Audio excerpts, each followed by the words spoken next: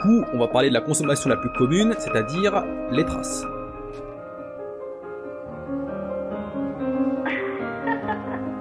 This is Black Athletic. You will love this.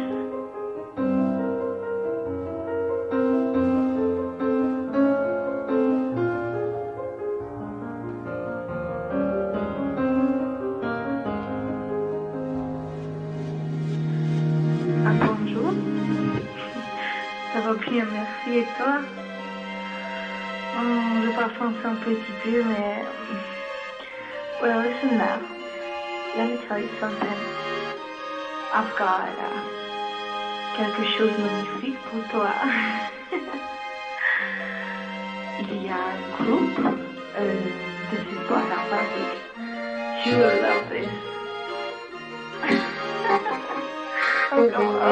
C'est très gentil, merci beaucoup. Un pauvre cœur solitaire. Eh bien, au moins, voilà quelque chose qui vous arrivera jamais. Vous pouvez voir mon appartement d'ici? C'est pourtant loin, la 63e. Non, pas exactement, mais nous avons un petit appartement ici qui est probablement aussi fréquenté que le vôtre. Vous vous rappelez sans doute Miss Torso, la ballerine. Elle a l'air de la reine des abeilles, choisissant ses bourdons. C'est bien difficile de vivre ainsi au milieu de lui. Que tout le monde a sa propre définition de trace. Ouais, c'est pipi pipi. Pipi. Elle préfère naturellement le plus riche des trois. Elle n'est pas amoureuse de lui, ni des autres. Comment pouvez-vous le savoir? Vous avez dit que son appartement ressemblait au mien. Demande à Pitch, t'assures, t'as pas saisi rêve la mer de la côte d'Azur. Dans l'État de New York, les voyeurs sont punis de 6 mois de prison. Ah, bonjour, Stella. Certains vont y aller doucement avec des petites pointes. Il n'y a pas de fenêtre dans les prisons. D'autres vont taper des grosses poutres. Vous savez, dans le temps, aux voyeurs, on brûlait les yeux avec une barre chauffée à blanc. Et d'autres vont enchaîner plusieurs rails. De nos jours, s'il fallait brûler les yeux à tous les voyeurs de la Terre, je crois bien qu'on manquerait de barre. Ah là là. Ah là là. Presque autant de voyeurs que de femmes et d'hommes. Les gens devraient sortir de chez eux et se regarder eux-mêmes, ça les changerait. Oui, monsieur. Ça, au moins, ce serait de la bonne philosophie. Ouais, c'est pipi pipi. Pipi. Oh, inutile de prendre ma température.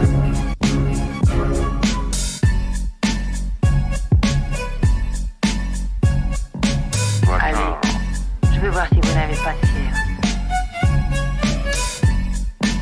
Vous savez, j'aurais dû être une gitane diseuse de bonne aventure au lieu de devenir infirmière. J'ai du nez pour les drames. Je les flaire à 10 km. Donc pour vous donner une approximation, les effets mettent 3 minutes, 5 minutes à monter. Ça dure entre 20 minutes et 1h30. Évidemment, toujours en fonction de la trace. Qu'est-ce que j'entends? Des propos sur le physique, le mental, la santé. Et c'est tout de même un peu curieux. Une technique qui s'apparente un peu au délit d'opinion. Même presque au délit de sale gueule, si j'ose dire.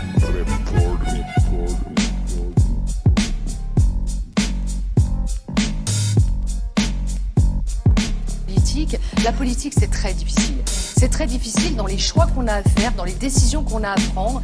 Et là, me faire passer pour quelqu'un, par exemple, qui serait raciste, alors que j'ai des amis qui sont justement arabes, et dont ma meilleure amie, qui est tchadienne, donc plus noire qu'une arabe.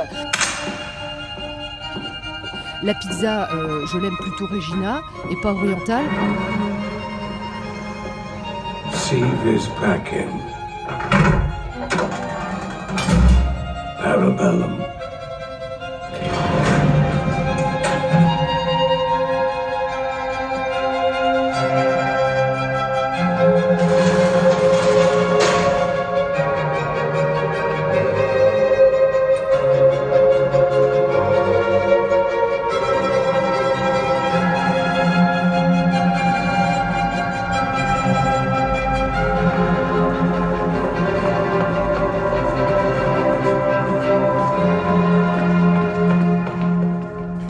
pas le procès d'un jeune musulman. C'est sa situation, et moi je la respecte. Ce que je veux, c'est qu'il se sente français lorsqu'il est français. Ce que je veux, c'est qu'il aime la France lorsqu'il vit dans ce pays. C'est qu'il trouve un travail, c'est qu'il parle pas le verlan, c'est qu'il mette pas sa casquette à l'envers.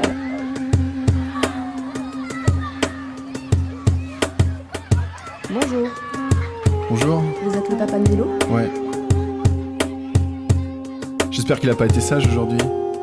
Je comprends pas. Pourquoi vous dites ça ? Ben, je sais pas. Parce qu'il faut un petit peu savoir désobéir. Réinterroger le cadre, c'est une forme d'intelligence, non ?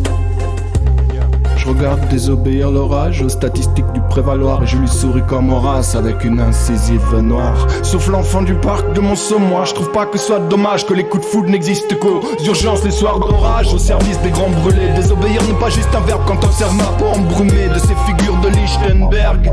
Désobéir aux exactions des salazistes de Lisbonne, je suis protégé par le dragon, le griffon, le phénix et la licorne. Les grands esprits ne se rencontrent pas, les grands esprits sont solitaires. Je viens de ces latitudes qui comptent pas, où on est toujours seul sur terre. Les graines du mal dans mon sachet, si enfoncé puis germe, les ténèbres ne m'ont pas caché, mes formes mon unique épiderme. Ils viendront me pendre à l'arbre pendant que je serai en balade. La place du bien est en prison dans un système qui rend malade. Ils font passer des gens affables pour des mafieux de Calab, car une hirondelle Twitter peut faire le pain arabe. Moi je vais lober peine à me débarrasser de celle que j'aimais le soir. Quand j'arrachais la haie d'aubépine pour embrasser mademoiselle Swann, je me baigne loin dans la nuit et je n'agrippe plus le rivage. Si l'esprit est un grand navire, mon Titanic a pris le large, je reviendrai plus mon amour. Va voir le fils de chienne en face, je reviendrai plus mon ami, comme la varicelle et l'enfance.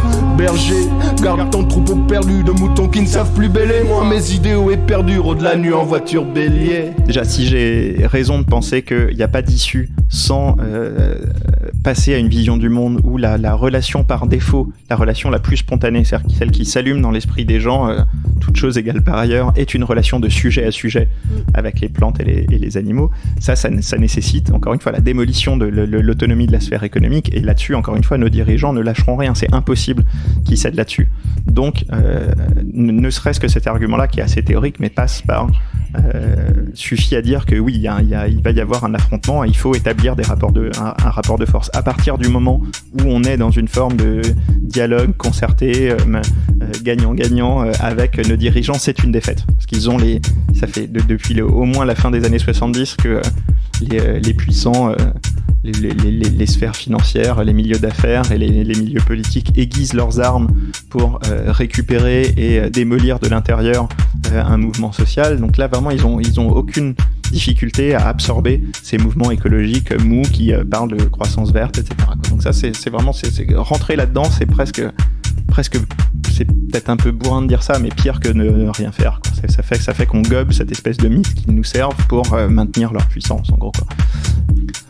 Une autre façon peut-être plus concrète d'arriver à la conclusion qu'il n'y a pas d'issue hors affrontement, c'est que étant donné les institutions et les structures qu'on a, les intérêts de la classe dirigeante sont non seulement différents, mais fondamentalement antagonistes avec ceux du reste du monde. Je prends un exemple bateau et qui est déconnecté avec de l'écologie, mais si bateau que c'est tragique que ça soit pas genre admis par tous, tellement c'est flagrant. Mais sur la question du chômage, par exemple, on entend régulièrement les journalistes dire les gouvernements successifs ne parviennent pas à faire baisser le chômage, et on s'en étonne. Et on se demande quand même pourquoi ils n'y arrivent pas, ça doit être vraiment très compliqué. Mais cette phrase est terrible parce qu'elle sous-entend qu'ils essayent. Si on s'arrête 2 minutes et qu'on analyse la situation en termes du fonctionnement des motivations humaines, encore une fois, je pourrais décorer un peu ça avec des concepts de sciences cognitives, mais c'est même pas la peine, quoi. Basiquement, un des rouages fondamentaux du fonctionnement des motivations humaines, c'est qu'on a envie, mais même si c'est souvent inconscient, on cherche en permanence à être considéré comme un collaborateur fiable, un bon partenaire par les gens qui nous importent, le groupe de gens qui nous importent. Donc c'est les gens avec qui on a des liens affectifs, les gens avec qui on partage des intérêts stratégiques ou autres, et en gros les gens que spontanément, alors c'est mouvant ce qu'on considère comme notre groupe, mais ceux dont on sent une familiarité, une proximité, quoi. Donc si maintenant on se demande quels sont les gens pour qui nos dirigeants type Macron, le gouvernement actuel, etc., se sentent des affinités avec lesquels ils partagent une histoire commune, des intérêts communs, etc. on se rend compte que tous ces gens, apparemment à des cercles et des cercles, même on peut s'éloigner relativement du centre, tous ces gens ont un intérêt vital à ce que le chômage soit élevé. Un grand industriel, un grand patron, son cauchemar absolu, c'est le plein emploi. Ils ont connu ça brièvement dans les années 70 et ils ne veulent plus jamais vivre ça. Ils savent qu'une société au plein emploi, quand on n'a pas la menace du licenciement à faire peser sur les travailleurs, la menace de la rétrocession sociale, la société devient ingouvernable. Ça, je reprends le titre du très beau livre de Grégoire Chamaillou, La société ingouvernable. C'est une enquête historique très belle et très documentée sur la prise de conscience des milieux d'affaires du fait que entre autres, que le chômage est pour eux un besoin vital. Donc cette phrase anodine de le gouvernement n'arrive pas à faire baisser le chômage est extrêmement nuisible, parce que ça entretient une vision du monde où les dirigeants essayent d'œuvrer pour le bien collectif et n'y arrivent pas. Donc ça sous-entend qu'il faut les aider, qu'il faut organiser des débats, tout ça, pour leur venir en aide, pour qu'ils arrivent à réussir cette tâche si difficile pour laquelle ils s'impliquent vraiment de toute leur âme, mais qu'ils n'arrivent pas à accomplir. Et donc, en tout cas, surtout pas leur mettre des bâtons dans les roues, quoi. Ils essayent et ils n'y arrivent pas, alors on va pas non plus jeter des cailloux dans les vitrines de banque, alors que les pauvres, ils ont quand même une tâche bien difficile. Donc sur cette question-là, mais ça c'est connu depuis longtemps, encore une fois, on sait que dans l'histoire de l'humanité, en gros, il n'y a aucun acquis social qui a été obtenu hors rapport de force, quoi. Même, c'est jamais un cadeau des dirigeants. Mais maintenant, si on passe à la question écologique, les choses empirent un petit peu, parce que la crise écologique aggrave en fait et approfondit la divergence d'intérêts entre les classes dirigeantes et le reste du monde, en gros. C'est ce que décrit entre autres Bruno Latour dans son dernier livre Où atterrir. C'est l'idée que les classes dirigeantes, encore une fois, c'est cette expression est vague, mais peu importe, c'est pas grave, le flou est pas gênant pour les raisonnements, ont très bien pris conscience de la crise écologique, de la gravité de la crise écologique. Là aussi, une phrase qu'on entend en permanence dans les médias et qui est nuisible, c'est de dire, de sous-entendre qu'ils n'ont pas bien pris conscience. Et comment sensibiliser, comment faire comprendre au gouvernement qui sous-entendent que voilà, ils n'ont pas bien compris, quoi. Alors que c'est des gens qui ont fait je sais pas combien d'études, qui sont très brillants, ils sont capables de comprendre des études scientifiques qui sont toutes unanimes sur la question. Donc l'idée qu'ils aient pas bien saisi qu'il y avait une crise écologique, c'est absurde. Je sais pas comment on peut imaginer des choses pareilles. Ils ont tout à fait saisi le truc.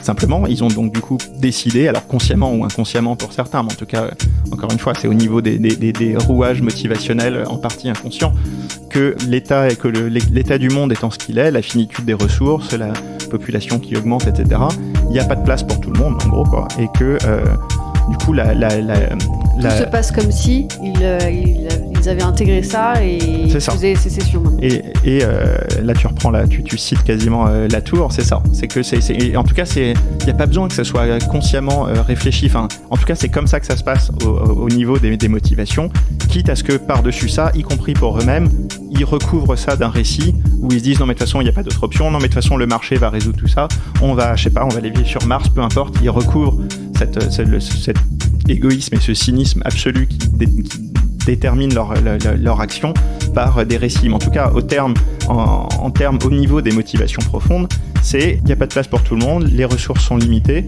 et donc ce peuple, cette population qui m'a toujours fait peur et que j'ai toujours et où je me suis toujours demandé comment la rendre obéissante, c'est ça quand même le rouage premier de l'action d'un gouvernement, en tout cas d'une autre, comment les rendre obéissants, cette question est d'autant plus urgente que ils vont avoir de plus en plus faim, ils vont avoir de plus en plus de problèmes. Donc l'idée de remettre complètement en question les modes de vie pour imaginer une mondialisation généreuse qui profite à tous, ça leur semble impensable. Je sais même pas si c'est vraiment ce qu'ils désirent, mais en tout cas ça leur semble beaucoup trop complexe pour prendre cette voie-là.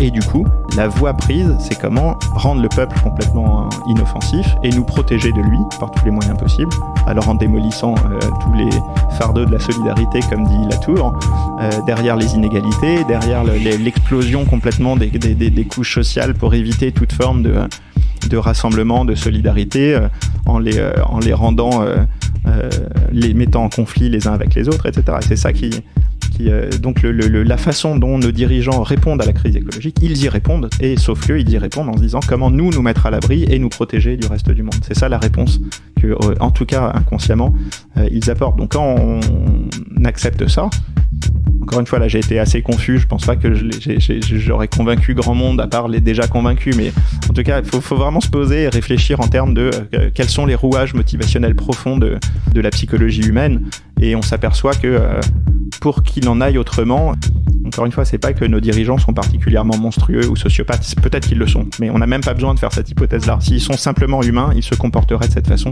parce que tout humain agit spontanément en fonction des intérêts partagés par ce qu'il considère être son groupe. Et donc il faudrait qu'il soit d'un altruisme quasiment mutant pour agir autrement, quoi.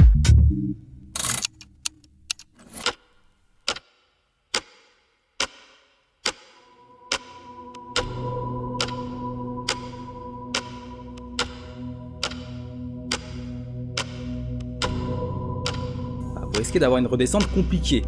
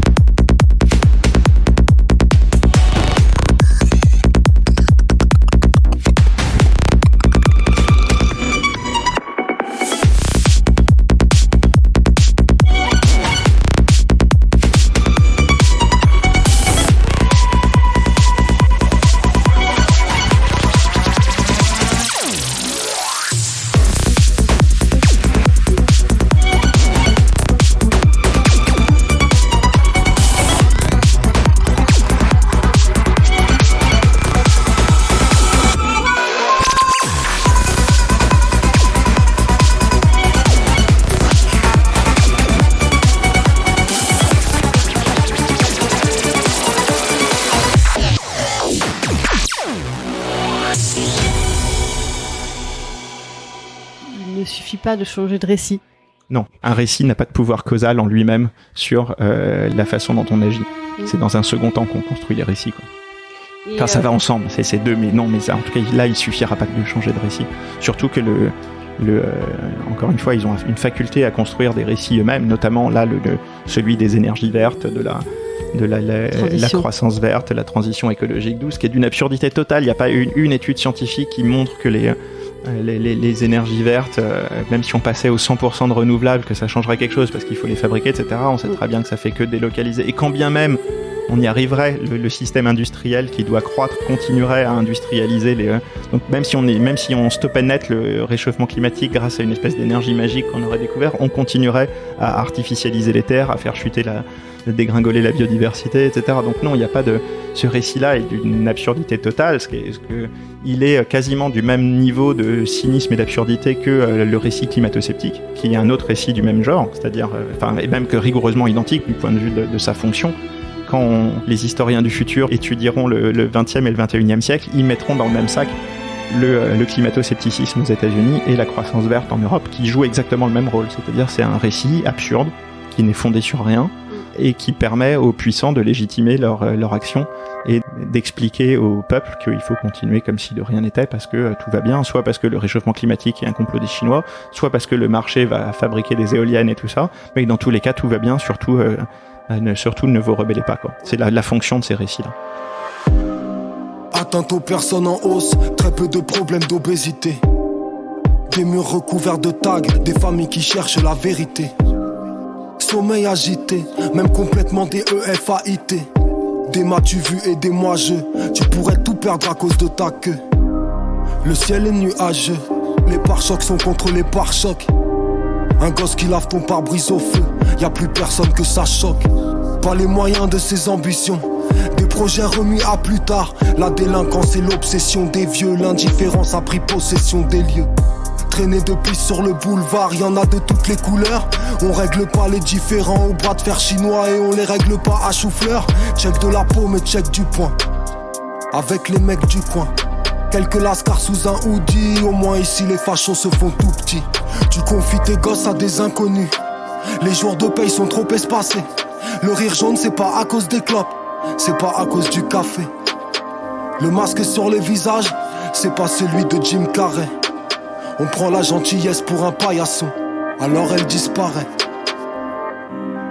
Je prends mon mal en patience, je fais le dos rond. On espère une vie meilleure, mais est-ce que nous l'aurons? Main dans la main avec mes démons, j'essaye de couper les ponts. Je prends mon mal en patience. On a des drôles de parcours, on déclare sa haine, on crache son amour. Crispé du 5 au 30 au 31, on rêve d'une grande maison, d'un grand terrain. Exclu de la société, âme en peine. Certains n'atteignent pas la trentaine. Des drapeaux noirs, des drapeaux arc-en-ciel. Des vendus députés, des clowns à l'antenne. Dépendance à l'alcool, aux garettes, des idées noires ou bizarres à l'esprit. On espère que Paris atteindra les demi. On s'ennuie quand on n'a pas d'ennemis. Sur le bitume, détritus et débris. Comportement taciturne et mépris. Chacun pour soi, les OG veulent la vie des bourgeois. Les bourgeois voudraient celle des OG.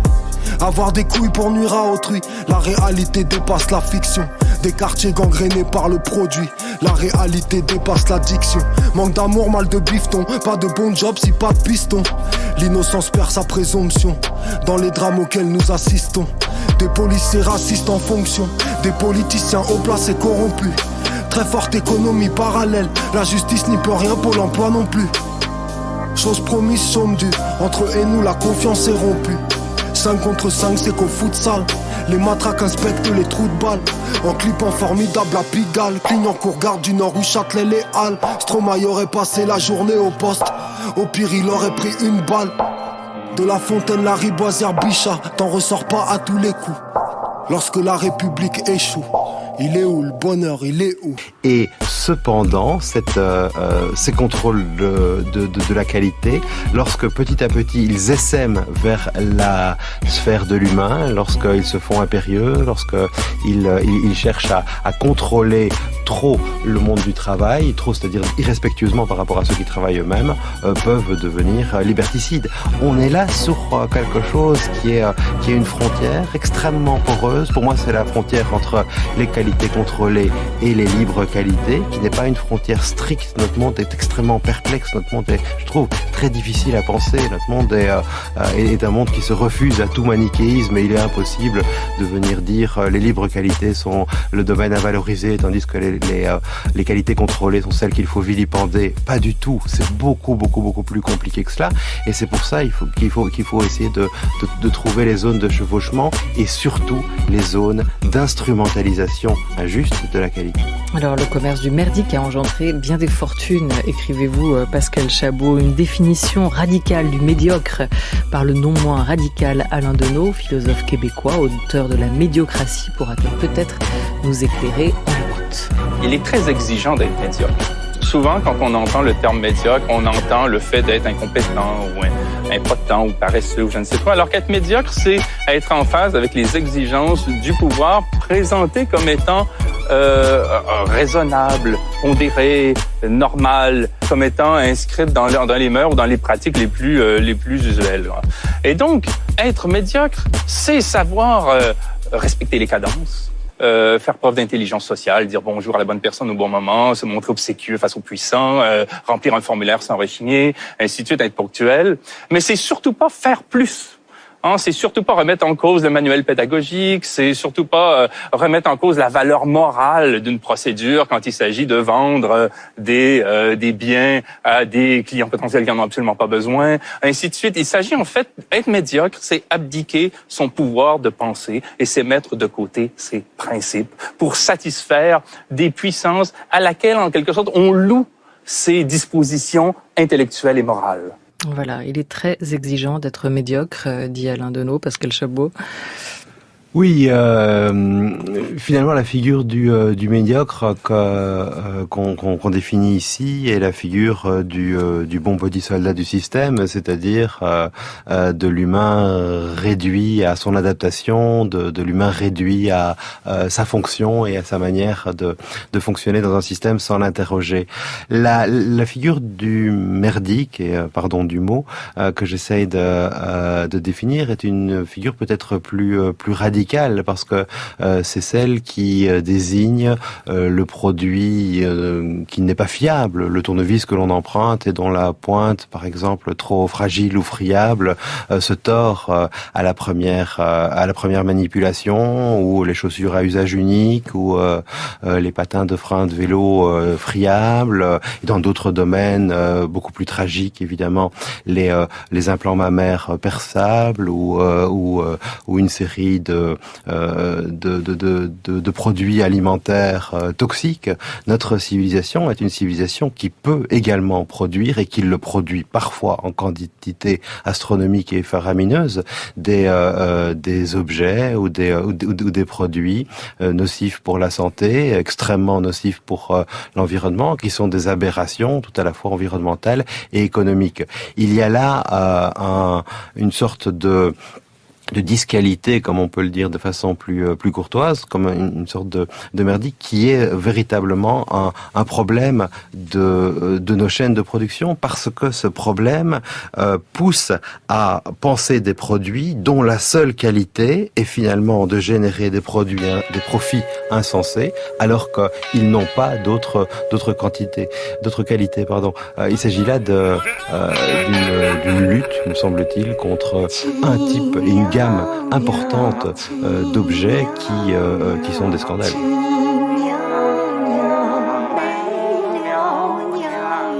J'y vais piano, et cela sans Herbie Hancock. T'augmentes encore haut, tu manques d'oreilles comme Van Gogh. Tu trouverais pas un plan cul sur Bangkok, petit con. Un plan de coke, à Medellin en Fancon. J'écris Carlouche sur Blanco, Provençal Franco. Je donnerai au chat à Languedoc. Bon petit chat doc, ta carrière quand tu la loupes, tu fais Sherlock. Oups, c'est laissé vers l'homme. Tu mouilles comme un oudou, on nage vers l'or. C'est où fallait des terres là. H de guerre sans H de pète, t'as trop les yeux rouges merlot. Essaie de tirer vers le haut et internet s'interloque. À distance on communique, plein de commentaires. Je commentais, on dirait un communiste. Merde, petit caissier d'Intersport. Tu t'inspires des jeunes espoirs, t'as pas de coffre. Retourne jouer au cerceau. Dans le rap y'a pas d'appel d'offres. L'employeur se la joue perso. T'es bon qu'à faire des appels d'air comme la nuit, ça Jean-Pierre Coff. Bien trop à l'aise en Pierre Tonk, je mets ta parole au coupe-coupe. Moi je viens d'effrayer la chronique comme un go fast en tuk-tuk. Comme un go slow, Varia au slow en McLaren. Aussi étrange qu'une pute se plaigne qu'on lui mate l'arrêt. Ce rap de tasse, et puis c'est comme pas de taille. Tom Yam, si tu crains le paiement, bah tu seras pas de taille. Patate, comme cette basse sur qui clair. Mais qui c'est trop bien ficelé. L'appareil musclé, fond au soleil comme Nestlé. Mais sans tablette de Galac, le dictionnaire mon alter. Moi je mise tout sur le dialecte. Malade, mon flow c'est de la tricherie, y'a pas de rime riche. En tout cas ça te laisse sa mère, donc va niquer ta grammaire. Je néglige la poésie pour du rap street. Tu captes chi, c'est de l'abstrait. Le buton le fume comme un Maastricht. Je donne des coups de rec comme un instit. Allez regroupe tes doigts, putain ferme-la. Pourquoi t'insistes qu'en rap? Mon groupe tais-toi, Anton Serra, austère la poisse. Faire tourner le globe et pose l'index si t'es perdu. À cause ça mouille, bah c'est le jeu, ma pauvre Lucette. J'piave, tu sais qu'une chang chin ching. J'rends dingue comme la tsetse. Y'a aucune arme de Chen Chen. Restez zen tel Zazie, juste classique. Son propagande à la nazie, ça c'est seulement un petit clip en attendant le maxi road trip. Et ça va faire pas mal d'autres hits. Si tu veux de moi, j'suis pas la ziza. Passer à la caisse, il faudra en parler au type. J'me nourris pas de clics. Sans vouloir le train de vie de Zidane. Mais rien de gratuit dans la vie, ils ont encore augmenté les chitanes. Allez, il faut pas que je loupe le minivan. Je vous dis à plus les gens et rendez-vous au prochain freestyle.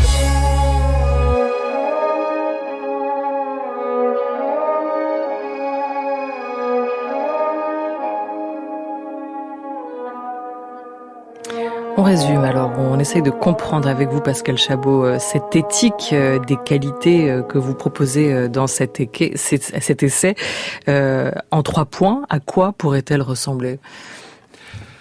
Elle est d'abord une éthique du contemporain, c'est-à-dire qu'elle est une éthique qui pense par-delà les frontières typiques du XXe siècle entre la technologie et l'écologie, entre la technologie et l'humanisme. Je pense que nous sommes dans un monde où ces sphères-là sont des sphères extrêmement liées. Donc, elle est une éthique qui est aussi post-manichéenne, qui ne pense pas que il y a un mot ou un signifiant qui pourrait nous libérer de tous les problèmes, et la qualité est finalement une philosophie qui doit, pour ainsi dire, à un certain moment s'auto-limiter. Je pense que c'est un terme qui personnellement m'a aidé à y voir un peu plus clair dans le contemporain, mais le pire de tout serait de faire de ce mot une sorte de nouveau Graal, et parfois il a pris la majuscule dans toute une série de traités les années 70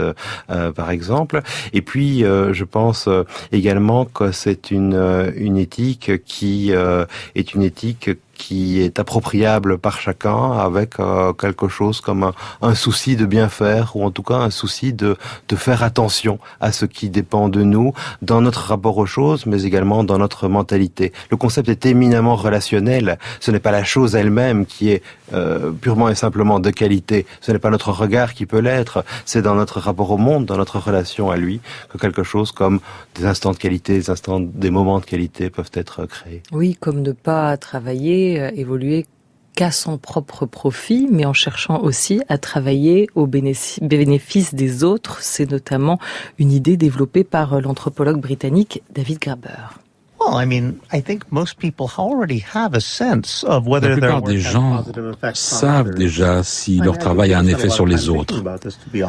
Je ne crois pas qu'il y ait beaucoup de gens qui y réfléchissent, mais bon, c'est pas simplement la rationalité. Si vous êtes enseignant, vous ne pouvez pas dire rationnellement à quel point vous avez enseigné quelqu'un. Mais vous savez, quand vous changez la vie de quelqu'un, et si vous ne le savez pas, eux vont vous le dire. Je rencontre des gens, des années plus tard, que j'avais oublié avoir dites et qui avaient changé leur vie. Donc,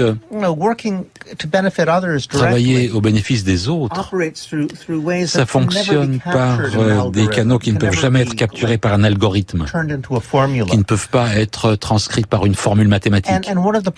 Et un des problèmes, c'est que les gens pensent que ça devrait pouvoir être transcrit en formule. Et c'est un désir absolument délirant de transformer les désirs en quantité.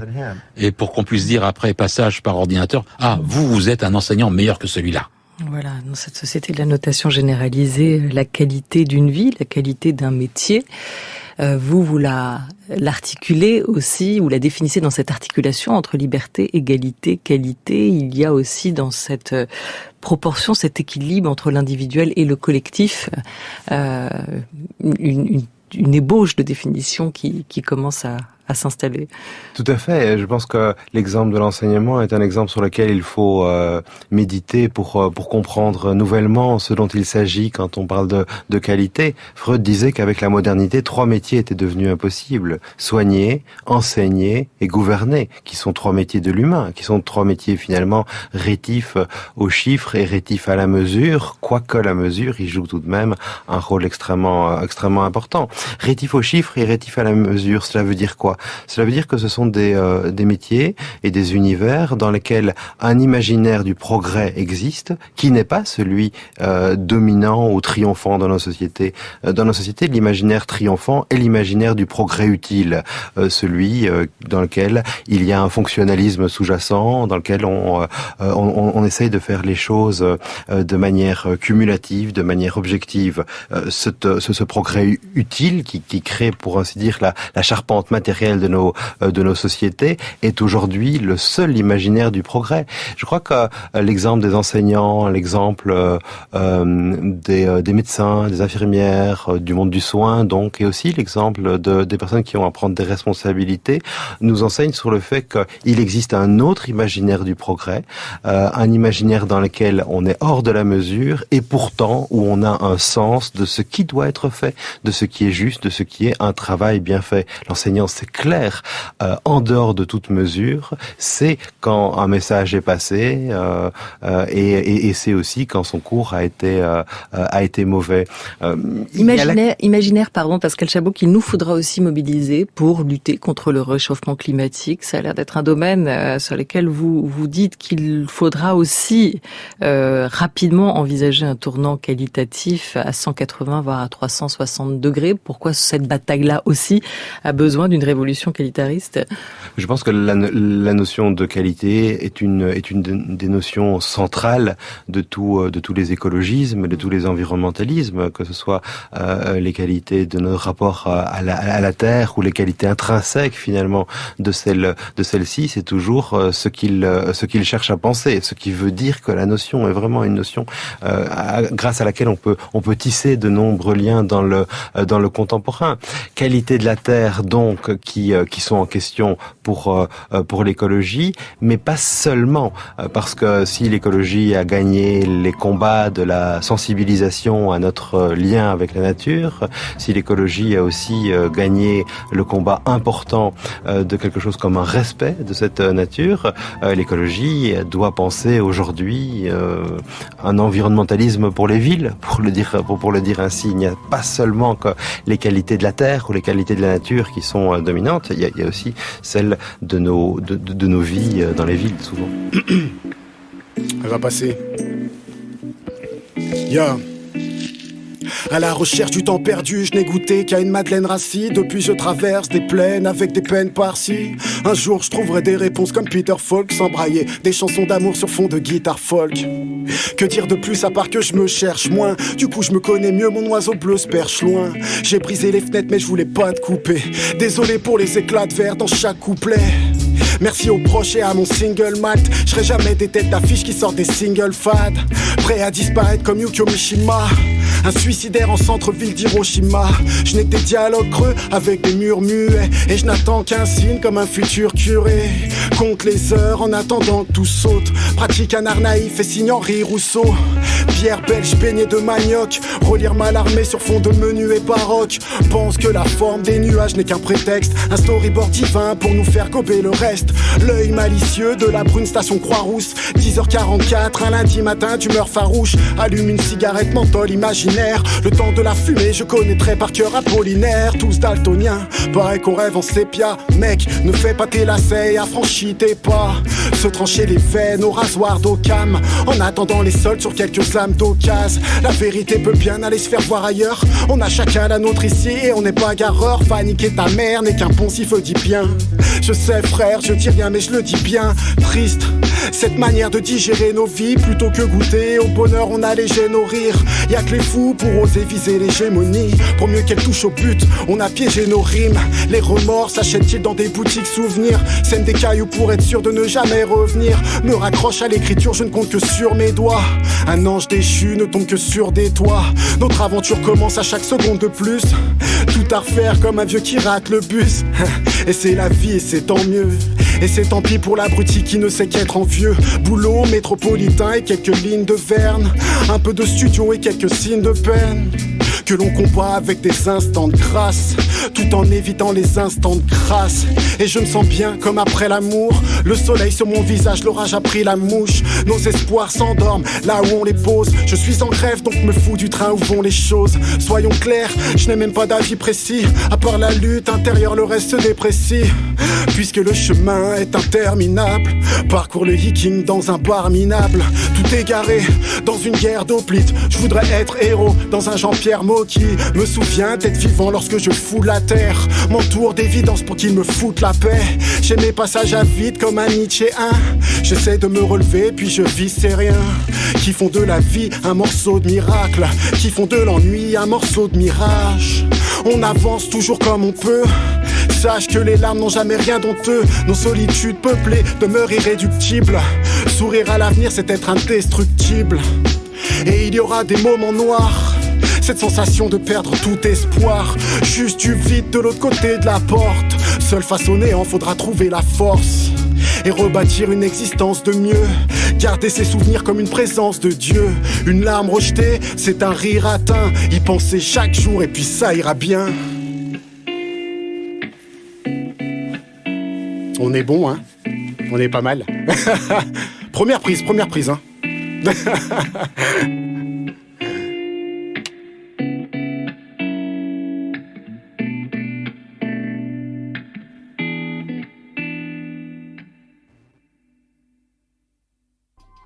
Pour ce qui est de la descente, c'est un peu la même histoire.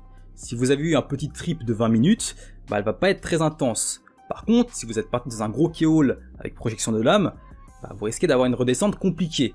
De la fatigue, l'impression d'être un peu déconnecté, et pour certaines personnes, et en fonction du trip, il y a des chances d'angoisser. Et dans le pire des cas, on a de la dépression qui peut arriver quelques jours après. Pareil, c'est pas automatique, mais c'est une possibilité. Tu dis que tu vends, mais tu la vends juste pour fumer. Dis qu'un client à l'Enacha va défoncer. À nous tu mens, mais moi je t'ai remonté.